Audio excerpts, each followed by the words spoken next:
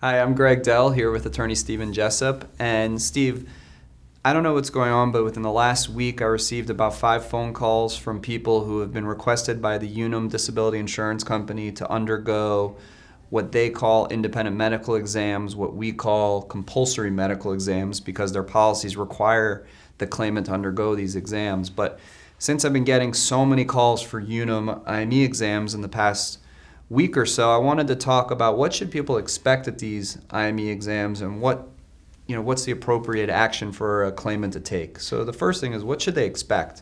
I think it's also geared in large part, what's the condition that's disabling you? Is it a psychiatric condition, a physical condition? That's going to set the tone as to what you can expect.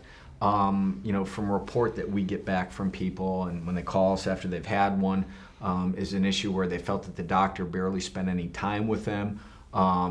Cursory reviewed medical records, did a brief physical examination of them, and it was almost kind of secretive about the whole process. Like, the person usually doesn't have a feel on it. So I wouldn't expect that you're going to get an in-depth evaluation as if you were going to a new doctor to start treatment, where they're going to do a full exam and really talk to you about what's going on.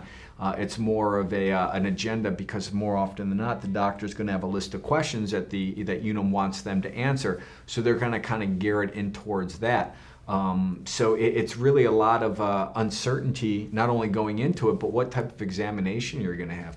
We've had cases and situations where people end up in offices that looks like they just randomly that morning put a sign on the door, Right. did a very brief review, and then sent the person on their way in under 20 minutes.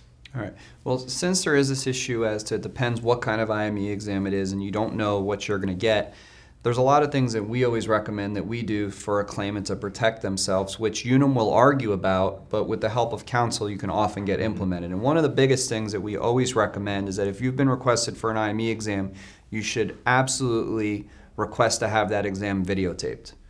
And I find that's extremely important, especially in the ERISA cases, because you're never going to get the opportunity to bring that doctor into court or even take a deposition of that doctor, or be able to ask them anything. So you don't want to have any inconsistencies during that exam between what you said and what the doctor said. So the best way to preserve that is through video. Now, Steve, I often find that sometimes UNUM allows it and sometimes they reject it, but I can't understand why they would reject it. What do you think about that?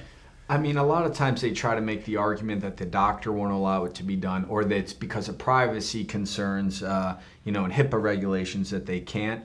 The cynical side is that they just don't want it actually documented to be able to have it attacked. But like you said, especially under these ERISA policies, whereas the fiduciary to the insured, they're supposed to provide and guarantee a full and fair review, you think that they would be more than willing to say, by all means, have it videotaped, or even, as a matter of course, videotape it, just to make sure it's documented, because the insurance company is supposed to be looking out for you as the insured, not trying to find a way to deny your claim.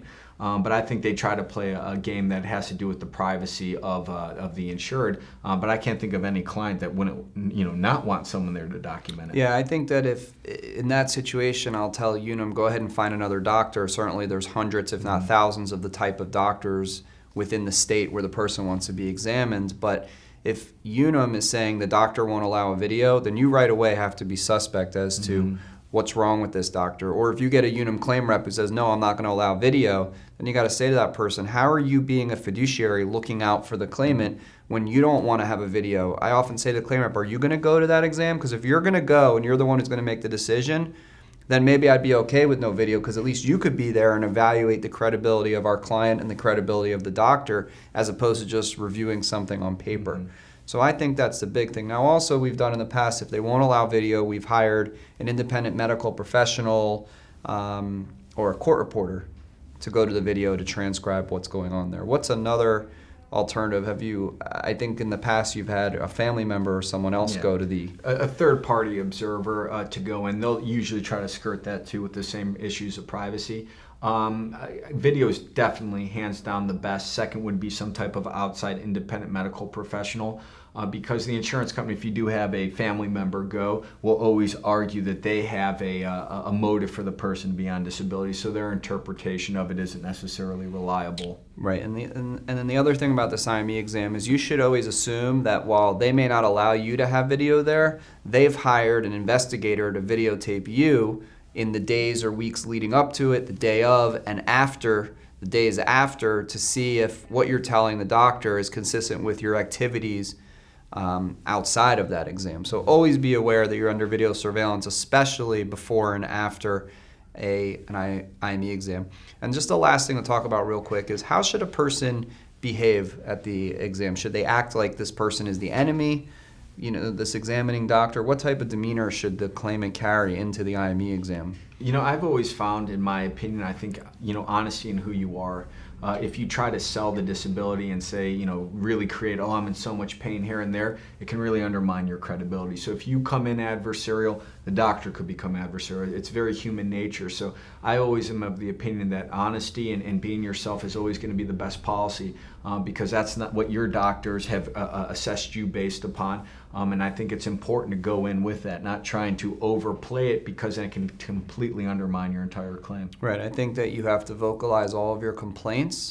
You have to answer the doctor's questions and not volunteer any additional information other than what's being asked of you. And if you have counsel who's representing you, then counsel will make sure that the doctor has all the information that's necessary in order to make sure the doctor knows everything that's wrong with you. So, this is just a nutshell summary we're giving about an IME exam, but I know that when we prep our clients for a significant amount of time for an IME exam to make sure that all the bases are covered and that the disability carrier is going to have all the information that they need. So if you've been requested for an IME, or you think you're going to have one come up, or one's done already and it was the basis for the denial of your claim, feel free to give us a call. Any of our lawyers will be able to assist you immediately and let you know right away whether or not we can help you.